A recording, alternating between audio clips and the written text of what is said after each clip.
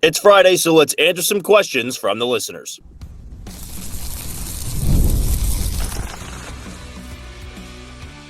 You are Locked On Royals, your daily Kansas City Royals podcast. Part of the Locked On Podcast Network, your team every day. You are tuned into another edition of Locked On Royals and the Locked On Podcast Network. As always, I'm your host, Jack Johnson, and you can find me on Twitter or X at JohnnyJ_15. That's at JOHNYJ_15. You also can catch us on wherever you get your podcast. That can be Spotify, Apple Podcasts, Amazon Music, Google Podcasts. We're on Odyssey and YouTube. Just be sure to hit that follow button and subscribe. If you're a first-time listener and you want to know a little bit more about me and this show, I am based here in Kansas City. I work at Sports Radio 810 WHB, where I currently am right now. Wasn't going to be able to do the podcast a little bit later on in the evening, so I thought I'll just bring my laptop into the studio and get some work done when I got about 30 minutes of spare time here. So we're going to get through these pretty quickly. But I do work here. I do some hosting, co-hosting, and a little bit of producing as well. But when it comes to this podcast,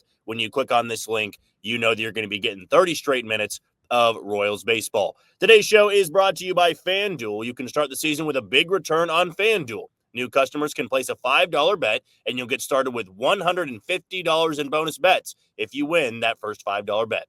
Visit FanDuel.com to get started today. Now, as I mentioned, I'm not going to have a ton of free time here, so I wanted to get to every single question that was sent my way, and all of them, at least that I saw, came from Twitter or X, whatever you want to call it.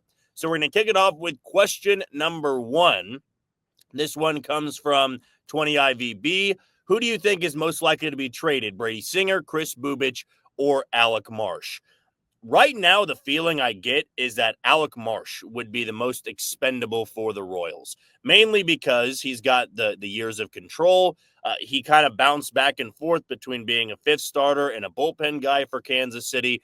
I'm not really sure what the future plan is for Alec Marsh, if he is going to be a starter or a reliever. And when you have that uncertainty, it feels like the best possible thing to do at that time is to capitalize on value. And I have no doubt in my mind that somewhere out there, there's a team that sees value in Alec Marsh as a number 4 starter or a 5 starter, or maybe they do view him as a back-end bullpen guy. But Brady Singer's coming off a great season. You could always trade him, but I think the Royals really do want to keep him unless they are blown away by a trade offer. And Chris Bubich, just came off the best season of his career, in my opinion. So do you want to move that when he's been such a great piece for your bullpen? I think Chris Bubich feels like maybe the least likely to be traded, in my opinion. I then go Brady Singer being the second least likely, and then Alec Marsh, of course, being the most likely to be traded. So right now, as of what I've been reading, what I've been hearing, that just kind of feels like the likeliest option at this point. Vegas Hawk asks, what are your top 3 must-gets for next season? Players, positions, etc. Number 1, I'll just go with what the Royals have been expressing a little bit over the last couple weeks. It's leadoff bat, it's middle of the order bat, and I think it's some bullpen depth. For a leadoff bat, I've said it before, I'll say it again. I think Taylor Ward is really what's fitting the description of what the Royals are looking for. A guy that can play multiple positions, a right-handed bat.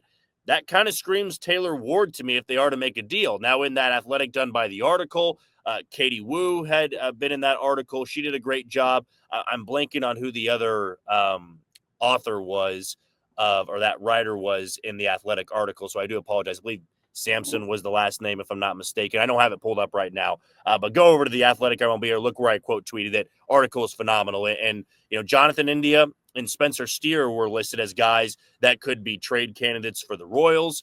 But to me, I think that Taylor Ward fits that description a little bit more if the Angels are willing to move on from him. The middle of the order bat, I've gone back and forth a little bit. I do think that someone along the lines of a Tyler O'Neill makes a little bit of sense. Jock Peterson makes a little bit of sense, though both those guys have severe platoon splits. I would also say that someone like an Anthony Santander, who we talked about yesterday, could make sense, but I also expressed some of the reasons why it wouldn't make sense. You need somebody that's really got some tremendous pop in the middle of the order. You need somebody that can drive in runs, put the ball over the fence, and those are some of the guys that I think do make sense right now. And as for bullpen help, I mean, if we're talking about depth, you're not going after the Tanner Scotts of the world. You're not going after the Blake Trinans out there. To me, I think that someone maybe like a Carlos Estevez, though he is kind of mentioned in some of those top 5 names, it wouldn't shock me if the Royals try to make a play for him. Clay Holmes, we did talk about a little bit. It wouldn't surprise me if that's somebody they're looking at. Maybe if you could go after someone like who else is still out there in free agency for bullpen help? Matt Moore's somebody that always kind of comes up every single free agent offseason, being a lefty, being somebody that's had a couple of good years. It wouldn't be a terrible play. Mike Soroka pitched in Chicago. That's another bullpen depth guy that the Royals could work with a little bit. So that might be my likeliest candidates right now when looking at the must-gets of the offseason. Michael Garcia Enthusiast asked, do you think the Royals will make a huge splash like O'Neill or Santander, or target someone smaller, or potentially trade for someone? I think it's not going to be Santander, even though I just mentioned him as a potential candidate. I just don't know if the money's going to make sense for the Royals. Tyler O'Neill, certainly I think they could be in play for, but the platoon splits could worry you a little bit. He was so great against lefties, almost unplayable against righties. But I do think that, from what's being said from the GM meetings, the trade market's really going to be heating up, and not every team's just going to rely on free agency for that to happen. So right now, I think it's more likely the Royals trade for a bat than going out there and spending a ton of money through free agency on one of those guys. I do think between the leadoff bat and the middle of the order bat, one of them will be traded for, one of them will be through free agency. Next question here comes from Zach Jerling. Hey, Jack, can you explain OPS plus to me like I'm a second grader? Also, do you think they'll ever move Bobby down in the order? Would love to see him in the 3-hole. Let's start out with Bobby Witt Jr.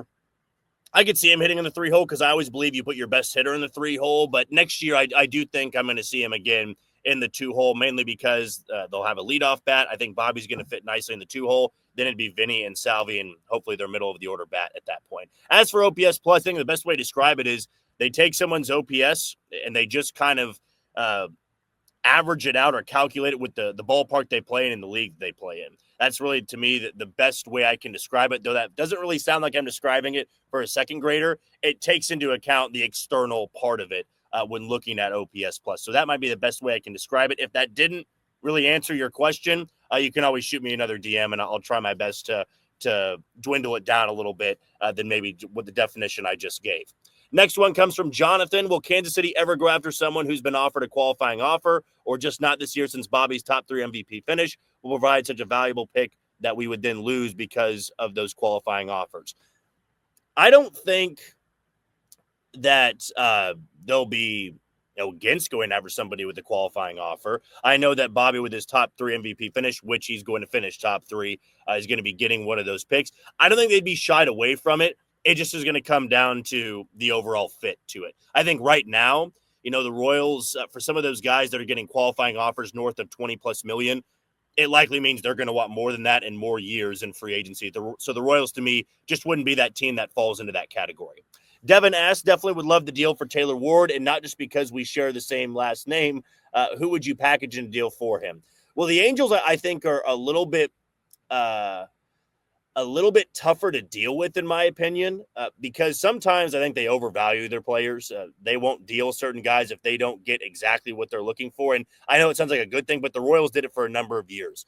They would be asking the moon for certain guys that didn't really deserve a ton of prospects in return. But the Angels need to understand they're not a competitive team right now. They're making some moves that really don't make any sense to me. So the fact they go after Jorge Soler, they go after Kyle Hendricks, makes me think they're going to try to make a push again, or they're just going to try to assemble a team that is going to lose a lot of games, and they can sell off some pieces. Taylor Ward feels like one of their best trade candidates. Maybe they'll hang on to him and wait till the first half of the season is over and get to the trade deadline, but he's also coming off a pretty good year, in my opinion. So what it would take, you're going to need to be throwing in a top 15 pick in your farm system. You might need to be throwing in somebody at the major league level. Somebody comes to mind like the Alec March or the Chris Bubich deal, because Taylor Ward is a valuable guy. So I do think of the Brady Singer, Alec Marsh, Chris Bubich.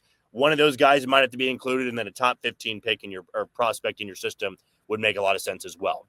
Lastly, for our first segment, I want to get a question here from Derek. We've heard names like Bubich and Marsh being on the table to trade for offense. My question what would a deal look like, and what kind of compensation are young, cost-friendly, controllable players worth? Well, I do think that if you're expecting Brady Singer, Chris Bubich, or Alec Marsh to get a ton in return, that's just not what I view it as, because all of those players have their own red flags. Alec Marsh has never really put together a full big league season at a successful rate. Chris Bubich battled injuries before. He just now started to figure it out in the bullpen. That could be valuable, but maybe only valuable to a contending team. And then Brady Singer, do you look at this year as the outlier because some of the advanced metrics didn't look as good? So, what a trade would look like, it's tough to tell because right now it's so early in free agency. I'm not 100% sure how desperate some of these teams are for players like that. But if you are to move on from any three of those guys, I do think you're getting big league starters in return.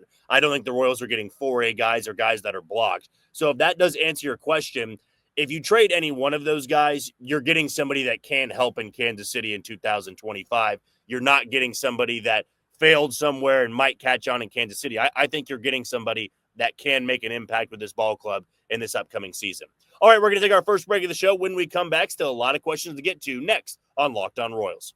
You are tuned into Locked On Royals and the Locked On Podcast Network. I'm your host, Jack Johnson. You can find me on Twitter or X at JohnnyJ_15. We got two sponsors we want to give a shout out to, beginning with Ibotta. This month, Ibotta is giving new users 100% cash back on your Thanksgiving feast. Just add the offers in the app to redeem for everything you need to make your Thanksgiving feast complete. All you have to do is shop at your favorite retailers and upload your receipt. Ibotta gives you cash back on hundreds of grocery items, from produce to personal care to pantry goods, so you can get everything you need for the holidays. Other apps gives you points that don't amount to much. With Ibotta, you get real cash back that you can cash out to your bank account, PayPal, or gift cards. So download the Ibotta app now and use code LOCKEDONMLB to get 100% cash back on your Thanksgiving feast starting November 1st.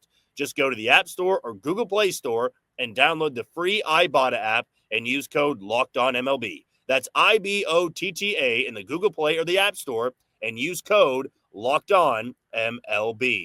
Also want to give a shout out to FanDuel. Get ready to tackle the NFL action with FanDuel, America's #1 sportsbook. Because right now, new customers can bet $5 and get $150 in bonus bets if you win.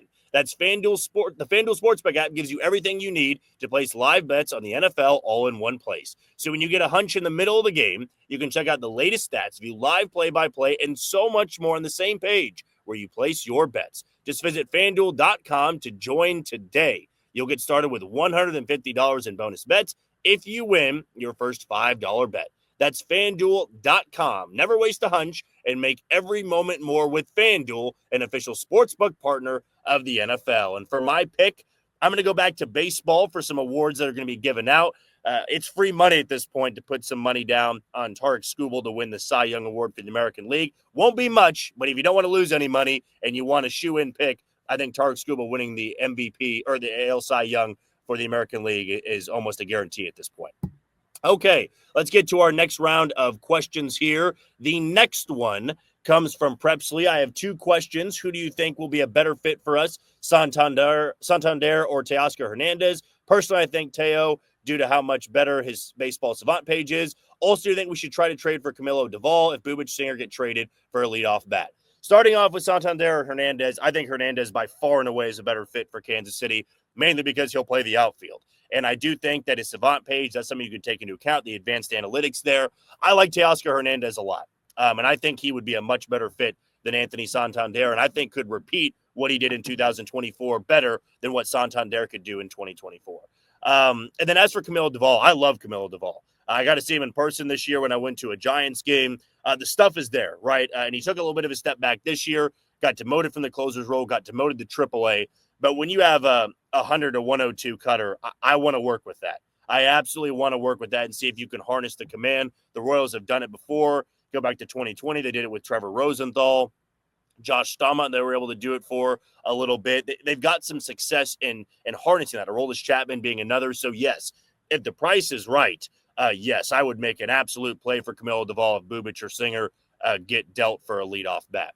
No Name asks, is there a chance that the Royals use Jack Caglione as a two-way player? A lefty throwing 100 is hard to pass up. Also, what do you think about Gleyber Torres to lead off and play third? For Jack Caglione, I've just never been somebody that wants him to be a two-way player. I want to develop him completely as an offensive threat, mainly because there's still holes in his game offensively where I don't want to take the time to fix those and then maybe turn him into a pitcher, because he's not like Shohei Ohtani, even though he gets the nickname like Jack Tani. In college, he certainly had stuff, but when Jack Caglione gets to the big league level, I think he's going to be a great piece offensively. I don't think he's ever going to turn into the pitcher where you expect him to be somebody out of the bullpen or to be starting games. I think the best thing you could see is that if the Royals are getting blown out, you could see Jack Caglione pitch and maybe run it up to 98, 99. But at that point, you don't want him to get hurt either. So I think the Royals told him that he could work on it being a two-way player. Maybe we see it early on, but in the end, I think they're far more focused on him being a hitter in Kansas City than being a two-way player. And as for Gleyber Torres, I've seen him linked to KC a few times. I'm just not that high on Gleyber Torres. I'm really not.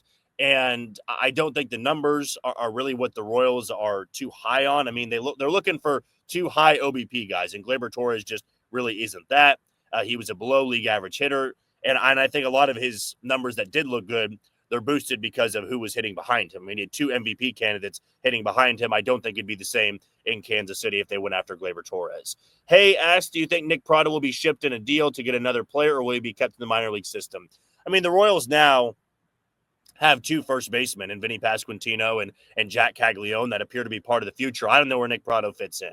So if they do trade him, I don't think they'd get much in return, but maybe they could try to give Nick Prado, throw him a bone and say, hey, go try it elsewhere. But at this point, I don't think Nick Prado is really seen as a future fit in Kansas City.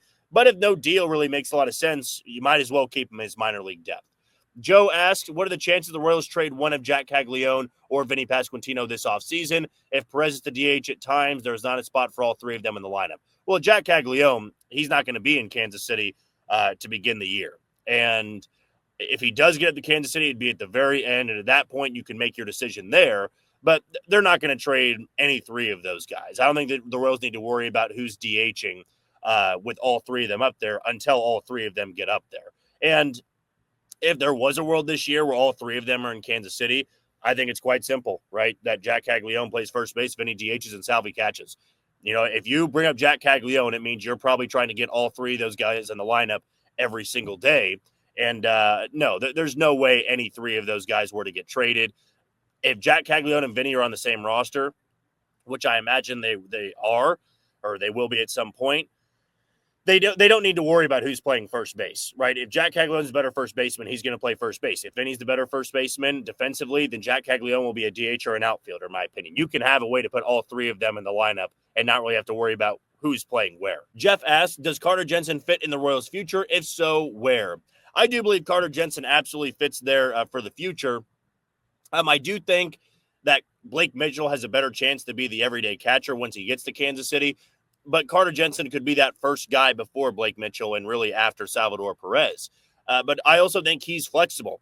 He can move around a little bit, and I do want the Royals to get him some flexibility out there because Carter Jensen, when I talked to him in spring training, said that, he would be open to moving positions if it meant it could help the team. So, yes, he's absolutely part of the future. He's one of my favorite prospects in the system, and I think that his bat is going to translate to the big league level.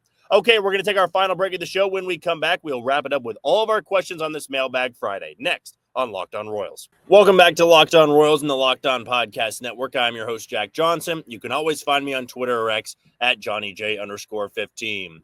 Our final sponsor we want to give a shout out to is Robinhood. With Robinhood Gold, you don't need a silver spoon to eat up the financial favors of the 1%. Robinhood Gold allows others to get the rates and perks usually reserved for the high society. Now the resourceful individual with Robinhood Gold can earn the very liberal rate of 4.5% APY on uninvested cash and be rewarded with a handsome 3% retirement boost on the IRA account. Robinhood Gold provides the privileges of a high net worth for any net worth. These generous benefits are now available for only $5 a month. The new gold standard is here with Robinhood Gold. Sign up at robinhoodgold.com/gold. Terms apply, and for product-specific disclosures, visit robinhood.com/gold. Investing involves risk. Rate may change. Gold membership is offered by Robinhood Gold, LLC.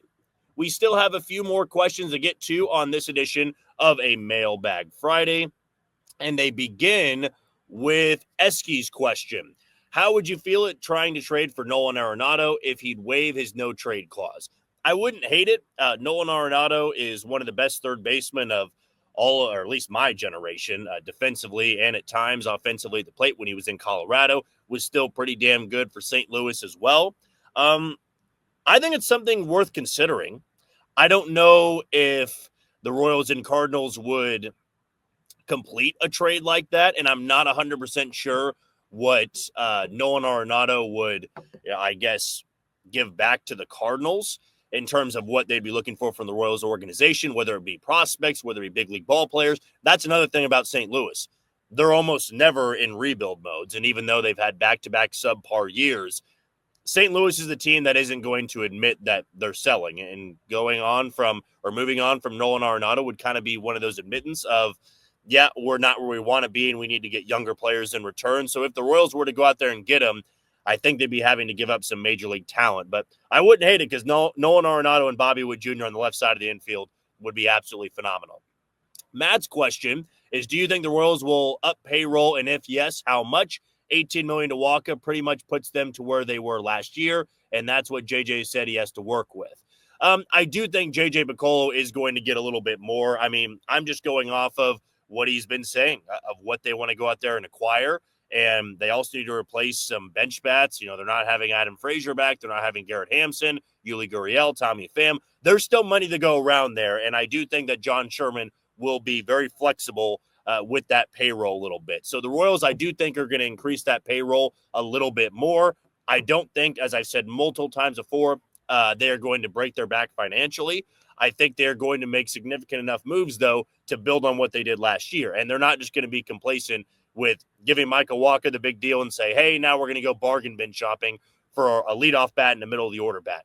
Those two spots, to me, are going to be upgrades, in my opinion. And you can't upgrade with barely going over the payroll a little bit. I do think they're going to invest some money there and also make some trades to better this roster.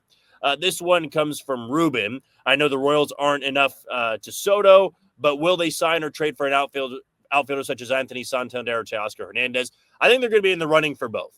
How close they get, I don't know if they're going to get that close on Anthony Santander. And I think that they'd absolutely make a play for somebody like Teoscar Hernandez, but it might come down to how badly LA wants him back, because I think that would be his number one spot to return to and try to make it back-to-back years of the World Series in LA for Teoscar Hernandez. But the Royals, I do think, will put their hat in the ring for both those guys. But right now, I'd put it under 50% for going and getting both of those players, or just one of those players for that matter. Jeff asks, do the Royals make a signing or a trade before Thanksgiving or winter meetings? I don't think they're going to make a move before Thanksgiving. I do think they're going to make some form of a move before the winter meetings. That could be a minor deal. That could be a one-year deal. That could be a minor trade. But I do think something will happen before the winter meetings. I'm just not sold something is going to happen before Thanksgiving.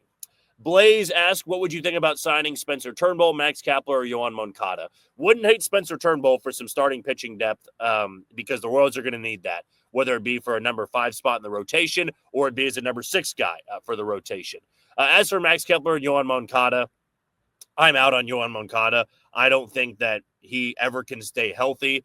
I do have some questions about the overall drive to play, to be honest with you, and I do think his best baseball is behind him. As for Max Kepler, I wouldn't want him as a starter in the lineup just because I haven't been that impressed with Max Kepler over the last year or so. He was banged up in 2024. So if you got him on a one-year deal anywhere under $10 million, I wouldn't hate it to maybe platoon out there with Hunter Renfroe. But of those options you brought up, I think Spencer Turnbull is the most intriguing of those options. Curtis has the question of, I saw it was announced today that the next season's Cardinals games will be broadcasted on FanDuel Sports. Have you heard any rumblings about the Royals games being broadcasted next season? I haven't heard anything just yet. That just really feels like an ongoing thing right now. But the FanDuel Sports Network might be the most likely option at this point because of sports betting in Missouri now. So that's one way to really get it out there and in front of people. So to me, if the Cardinals make that type of deal, it wouldn't shock me. But I also know it's the Diamond Sports Network as well that could make a play. So it's still an ongoing thing. But no, to answer your question, I haven't heard anything too significant about where the Royals will be broadcasted next year. Marty asks, is Singer enough to get Spencer Steer from the Reds? I'm going to go no on that just because Spencer Steer is young. He's got years of control. He's coming off of a subpar year, but still not a bad one. And he's only 2 years removed from a fantastic rookie season. So if they are to go out there and get Spencer Steer, it is going to take more than Brady Singer, in my opinion, mainly because the Reds are going to want even more pitching than just one guy. I don't think it'd be a one-for-one. I think you could throw in maybe a couple more guys for Cincinnati. If you are the Royals, you want more than just Spencer Steer. Maybe throw in a bullpen depth piece there. And for the Royals, maybe a Brady Singer and an Alec Marsh, or a Brady Singer and a Chris Bubich. That might be able to get a deal done for Spencer Steer. And lastly, Brad asked, does Jack get a call-up in the second half of 2025? I get it. This is a way too early question. But if he keeps launching like he is in the AFL, no problem for me, just being optimistic. Yeah, I don't hate the question at all, Brad. Look, I'm pumped to see Jack Caglione in Kansas City as well. I just think the Royals are going to take their time because first base is occupied right now. If the Royals had a black hole at first base right now, you might think that they could rush him a little bit if he dominates at the lower level. But first and foremost, I think it's about rounding out his overall approach. If he tears it up in AA and AAA, I got no issue with calling up Jack Caglione in the second half, because now in this day and age in baseball, there's not really that feeling of, well, for a college hitter or a college pitcher, we need to make sure he's got 2 or 3 solid years in the minors before we bring him up. If he shows that he's ready, then he's ready and he can help you in a playoff push. But right now, I think absolute best case scenario, it is the late second half of 2025. More realistic would be the first half of 2026. All right, that's going to do it for another edition of Locked On Royals in the Locked On Podcast Network. I've been your host, Jack Johnson. Thank you for making Locked On Royals your first listen today. For your second, find Locked On MLB as baseball guru Sully brings a daily blend of humor and baseball, keeping you updated on every rumor and story throughout the offseason. Find Locked On MLB on YouTube or wherever you listen to your podcast. Of course, we'll be off this weekend, but back at it on Monday talking more free agency and more potential trades for the Kansas City Royals. But until then, you take it easy, Kansas City.